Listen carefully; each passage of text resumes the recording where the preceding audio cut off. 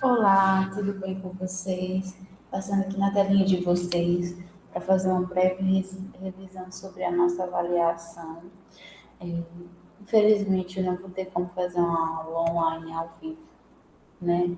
Eu preparei esse vídeo, né? É uma pequena revisão, vou deixar esses slides para vocês poderem estudar para a prova, para nossa avaliação, que vai ser próxima semana, tá bom? Qualquer dúvida pode entrar em contato comigo, tá? E a gente vai começar aí falando da ondulatória, onda, classificação das ondas e tudo mais. O que é uma onda? Uma onda é qualquer perturbação, ou seja, qualquer pulso, que se propaga em um meio. Por exemplo, uma pedra jogada em uma piscina provocará ondas na água, pois houve uma perturbação, né? O nosso coração, os batimentos do nosso coração, eles se propagam por onda, né? Ó, como a gente está fazendo, aqui é um exemplo de uma onda, que é exemplo de uma onda. Lembra quando até hoje a gente joga uma pedra na água e forma aquelas rodinhas assim? Ali são ondas. Ali é explicado pela física. A onda é somente energia, pois ela só faz a transferência de energia cinética da fonte para o meio. Classificação das ondas. Né? Quanto à natureza, temos a onda mecânica, né? Só ocorre sobre propagação na matéria. Né? Onda mecânica é a famosa onda dos surfistas. Até uma onda mecânica. Quando ela vem e sobe. Vem, até uma onda mecânica. Um exemplo de uma onda mecânica. Quanto à natureza, né? Ondas eletromagnéticas. Sua propagação ocorre no vácuo e em certos meios materiais. Ondas eletromagnéticas, a luz do Sol, os satélites, eles se propagam, eles enviam informação através de ondas eletromagnéticas. O sinal do nosso celular, que chega aqui, são através de ondas eletromagnéticas. Aqui, ó, temos aqui as torres, né, as tomadas, tem ondas eletromagnéticas baixas, o rádio, o micro-ondas, né, que é o nosso Wi-Fi, o TV, os satélites aqui tem ondas médias, né, infravermelho, controle, né, ultravioleta, a luz do sol, raio-x, né, raios gama, né? Tudo isso são exemplos de ondas, né? Onde a gente tem ondas ionizantes aqui do controle até as tomadas, as antenas, e a onda ionizante são a luz do sol, os raios X, os raios gama e assim por diante. Na física ondulatória, podemos dizer que um dos principais fenômenos que envolve as ondas bidimensionais é a refração. A refração de uma onda se dá na superfície líquida quando uma onda passa de meio de propagação para outro, ou seja, passa de uma região de maior profundidade para outra região de menor profundidade, ou o contrário. Pode passar de uma de menor profundidade para uma de maior profundidade, tá bom? Como, por exemplo, aqui a gente tem uma de menor profundidade e uma de maior profundidade, onde a crista da onda, que é esse topozinho, aqui estava baixa e a crista da onda aqui estava alta, porque teve uma maior profundidade na região 2 e uma menor profundidade na região 1. Como podemos ver na figura 5, assim, acima, o exemplo da refração de onda na superfície líquida, nela há um desvio na direção de propagação da onda, né? Em razão da refração que acontece quando a onda passa do meio de propagação 1 para o meio de propagação 2. Sendo assim, podemos concluir que o fenômeno de refração de onda ocorre sempre que a onda atravessa a superfície que separa dois meios em que a velocidade de propagação da onda é diferente. Na refração, a frequência de uma onda é a própria frequência da fonte geradora, isto é, ela se mantém constante, né? Já a velocidade dessa onda e o comprimento, elas são diretamente proporcionais, né? Ou seja, quanto maior a frequência, né, menor, aliás, quanto menor a velocidade, maior o comprimento. Quanto maior a velocidade, menor o comprimento. Quanto menor a velocidade, maior o comprimento, né? Então, isso pode ser comprovado através da velocidade, que é igual a gama vezes a frequência. O desvio da direção de propagação de uma onda, ela só ocorrerá se essa onda ela incidir na superfície de separação entre os meios com uma inclinação, isto é, se ela incidir obliquamente. Um exemplo que eu vou deixar aqui também. Com o objetivo de simular as ondas do mar, foram geradas em uma curva de ondas de um laboratório as ondas bidimensionais representadas na figura, que se propagam de uma região mais funda para uma região mais rasa, né? Região 1 mais funda, região 2 é uma região mais rasa, né? Aqui, ó, a água ela estava bem mais funda, aqui já é uma região mais rasa, né? Sabendo que, quando as ondas passam de uma região para outra, sua frequência de oscilação não se altera, né? Ou seja, a frequência da oscilação dessa onda ela não vai se alterar, né? É correto afirmar a razão entre a velocidade de propagação das ondas nas regiões 1 e 2, que é igual a 1,6, 0,4, 2, 2,5 ou 1,2. Então, vamos lá calcular, tá bom? Os fatores. Os valores 4M, né, e 2M representam os comprimentos das ondas na região 1 e 2. Na região 1, nós tínhamos um comprimento de 4, na região 2, de 2 metros, né? Ou seja, a onda na região 1 estava distante uma da outra. Já na região 2, ela estava mais perto, né? A frequência das ondas deve ser a mesma nas duas regiões, como ela falou, pois na mudança de lugar de propagação, a frequência de uma onda ela não é alterada. Sendo assim, a frequência da onda 1 é igual à frequência da onda 2. Né? Sabendo que a velocidade da onda ela é dada pelo produto do movimento de onda e a velocidade, podemos entender que a frequência é a razão da velocidade pelo comprimento de onda. Né? Então, temos que a frequência da onda 1 é igual à frequência da onda 2. Né? Sendo assim, temos que a velocidade da onda 1 dividido por lambda 1, que é igual à velocidade da onda 2 dividido por lambda 2. O que é essa lambda? Lambda é o comprimento da onda. Comprimento entre uma onda e outra. Tá? Então, temos que velocidade 1 dividido por velocidade 2 é igual ao comprimento da onda 1, lambda 1, dividido por lambda 2, que é o comprimento da onda 2. Então, V1 dividido por V2 é igual. Qual é o comprimento da onda 1? 4, né? Como a gente viu aqui atrás. Quem é o comprimento da onda 2? 2. Então, 4 dividido por 2 é 2. Então, a velocidade da propagação entre a onda 1 e a onda 2 é igual a 2, tá bom? Características de uma onda. Ondas sonora e ondas síncronas são ondas mecânicas. A descrição do comportamento das ondas mecânicas ela é feita pelas leis de Newton. As ondas eletromagnéticas elas resultam da combinação de um campo elétrico com um campo magnético. E a descrição das ondas eletromagnéticas ela é feita por meio das equações de Maxwell, tá?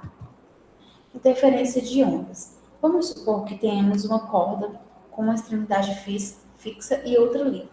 Se pegarmos a extremidade livre e fizermos um movimento de sobe e desce com a corda, veremos a formação de ondas que se propaga nela. Se por acaso duas pessoas pegarem uma corda e em ambas as extremidades começarem a executar um movimento de sobe e desce, veremos a formação de ondas, né, que se propagam no mesmo sentido. Mas o que acontece quando essas ondas se encontram?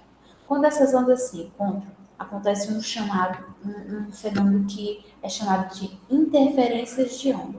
Ou seja, se eu pego a corda e essas ondas se encontram, ocorre uma interferência de ondas, porque elas vão se encontrar em um ponto.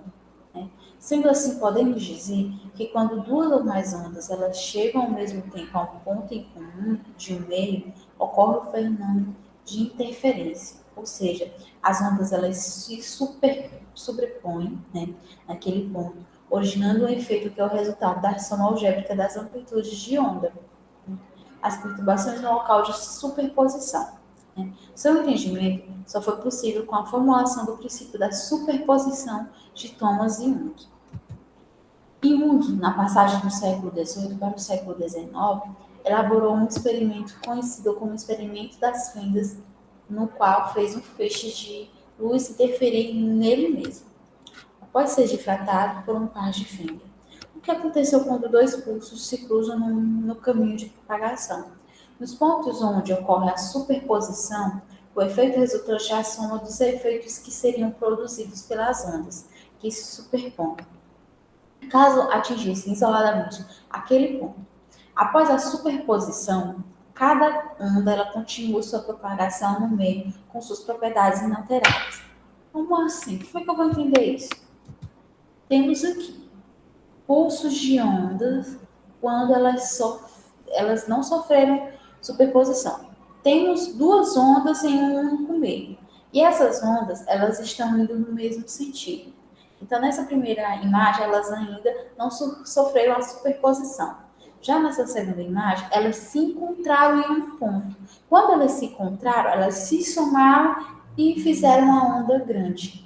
Quando acontece a superposição, ou seja, quando elas se encontraram e terminou o encontro delas, cada quem continuou, né, para o seu ladinho que estava indo, cada quem continuou o seu caminho, né. E quando elas se encontram, né, a onda resultante, ela pega, ou seja, adquire o tamanho da maior onda, né? A gente viu que tinha uma onda 1 e a onda 2. E a onda resultante do encontro dessas duas ondas no ponto comum, ela era maior. Então, houve uma superposição. E quando ocorre, terminou o encontro dessas duas ondas, cada onda, a onda 1 e a onda 2, vai seguir seu caminho, né? Então, não há destruição dessas ondas. Há apenas uma construção. Elas se vamos dizer, elas adicionam entre si, formam uma, terminam a formação, a superposição, cada quem seguiu o seu caminhozinho. Outro exemplo, né? Aqui temos um exemplo de uma onda em cima e outra embaixo, né? Quando elas sofrem a superposição, como eu falei, ela adquire a altura, né, da maior onda, que seria a 1, né, ficou altinha, terminou a superposição, cada quem seguiu o seu caminho. A onda 2 estava indo por baixo, continuou seguindo seu caminho. A onda 1 estava por cima, continuou seguindo seu caminho direitinho. Né? Então, é isso que acontece quando há uma superposição de ondas. Né? O fenômeno da superposição dos efeitos das ondas que se cruzam é denominado interferência. Né? Podemos ter dois tipos de interferência, a construtiva e a destrutiva. Observe a figura abaixo. Aqui é quando ocorre a construtiva, né? Ocorre a onda resultante, né? Ela adquire o tamanho aqui, ó, da maior onda, e a interferência destrutiva, né? A onda resultante, ela se destrói. A partir de aí, ela se destruiu, ocorreu a superposição delas duas aqui e houve a destruição. Né? Na interferência construtiva, ocorre um reforço da onda e a amplitude da onda resultante é maior do que a amplitude de cada uma das ondas que a superpõe. Né? No caso da interferência destrutiva, ocorre o cancelamento da onda, né? Sendo assim, esse pode ocorrer ou com o cancelamento total ou parcial, como a gente viu aqui. Teve um cancelamento parcial, né? A onda ainda existiu onda, mas se fosse um cancelamento total, não existiria onda de maneira alguma. Né? E a amplitude da onda resultante é menor do que pelo menos uma das amplitudes das ondas que se superpõem, né? Quando ocorre a interferência totalmente destrutiva, o meio não apresenta efeito das perturbações, permanecendo o ponto de equilíbrio enquanto perdurar a superposição. Quando duas ondas com amplitudes diferentes sofrem interferência construtiva, as amplitudes são somadas e a onda resultante mantém o sentido de propagação da onda que possuía maior amplitude. Botem isso na cacholinha de vocês. Acústica, né? A acústica, gente, é a área da física que estuda as ondas sonoras e os seus fenômenos, né? A acústica aborda fenômenos ondulatórios, como a reflexão, refração, difração, né? Absorção e efeito Doppler, bem como as características do som. A acústica é o som, né? O som, ele se propaga por meio de ondas sonoras, né? As ondas sonoras, elas têm origem mecânica, pois são produzidas por deformações em um meio elástico. Portanto, as ondas sonoras, elas não se propagam no vácuo, tá? Quanto à natureza, né, as características. Entre suas características em relação à natureza, podemos dizer que as ondas sonoras são ondas mecânicas, ou seja, as ondas sonoras, elas necessitam de um meio material de propagação, ou seja, elas não se propagam no vácuo, né? Exemplo, produção do som, a fonte, né? Meio de propagação do som e percepção do som, né? Elas precisam de um meio para se propagar e precisam de um receptor do som. Ou seja, ele tocou o sininho, tem um meio de propagação e tem o receptor, que é a pessoa. Não há som no vácuo, né? Como, por exemplo, aqui é no espaço, né? Então, lá no espaço não há som. Já aqui tem som, né? A água, a fibra, a gente consegue escutar o som da água, o som de uma sirene, né? O som dos peixes, né? Quanto à sua vibração, né? Entre as suas características em relação à sua vibração, podemos dizer que as ondas sonoras são ondas longitudinais, ou seja, as ondas sonoras possuem vibração e propagação na mesma direção, né? Quando há uma propagação de uma onda vibratória, né, elas são propagadas em uma mesma direção. Quanto ao meio de propagação, entre suas características em relação à sua propagação, podemos dizer que as ondas sonoras, elas são ondas tridimensionais, ou seja, as ondas sonoras, né, a propagação se dá em todas as direções. Todas. Todas, todas, todas. Tá bom? Nas ondas sonoras. Um som ele é caracterizado por vibrações, né, que é a variação da pressão no ar. O ser humano normal médio consegue distinguir ou ouvir sons na faixa de frequência que se estende de 20 Hz a 20.000 Hz, né, aproximadamente. Acima deste intervalo, os sinais são conhecidos como ultrassons e abaixo deles, infrassons, né? Então, abaixo, né, dos sons audíveis, temos os infrassons, né? E acima dos sons audíveis, temos os ultrassons. São sons com a frequência muito alta. E abaixo dos sons audíveis são sons com frequência muito baixa, né? Porque às vezes a gente não consegue escutar. E os com maior frequência são os sons muito irritantes. São sons com frequência muito alta, né? O eco, né? Como é uma onda, o som está sujeito a fenômenos ondulatórios como interferência, refração e reflexão. Como o som é uma onda, ele ocorre interferência, né? A reflexão sonora é percebida através de um fenômeno muito curioso, conhecido como eco. Às vezes a gente vai nessas cavernas, em alguns lugares, que a gente fala e percebe que a nossa fala, a nossa voz, ela está dando eco, né? Então, para entender, imagine uma pessoa em um salão que bate palmas uma única vez, né? Dependendo do tamanho do salão, depois de um curto intervalo de tempo, essa pessoa será capaz de ouvir esse som de palmas novamente, né? Isso ocorre porque o som, ao se propagar, acaba encontrando um obstáculo, né? Ao incidir nesse obstáculo, o som sofre uma reflexão e volta para a fonte, que nesse caso é a pessoa que bateu a palma. Que interessante, né?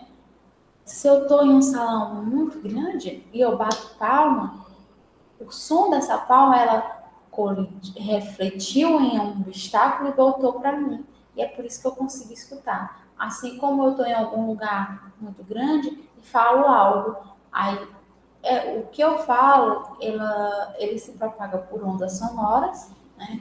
E diante disso, ela encontra o obstacular, volta para mim e eu consigo escutar. Então, isso é o eco. É verdade que na maioria das vezes o eco ele não é percebido. Isso acontece por um motivo curioso. Né? Para que o ouvido perceba dois sons, né, o incidente e o refletido, de maneira distinta, é necessário que eles estejam separados por um intervalo de tempo de pelo menos um décimo de segundo. Por isso que foi mencionado que a sala deveria ser ampla. Né? Porque quanto maior a ampla, maior o tempo para ele se propagar. Né? Uma onda sonora é emitida por uma caixa de som em direção a uma parede, que se encontra a uma distância de 17 metros da caixa, né? Com velocidade de propagação de 340 metros por segundo. Ou seja, a caixa ela está em um lugar muito amplo. Né? E qual é o tempo mínimo necessário para que a pessoa ao lado da caixa de som ouça o eco desse som, por conta da distância? Para isso, né, para calcular esse tempo, a gente vai utilizar a equação da velocidade, né, onde eu vou dividir a minha distância pelo tempo. Né? E a questão, ela me deu a distância e me deu a velocidade de propagação.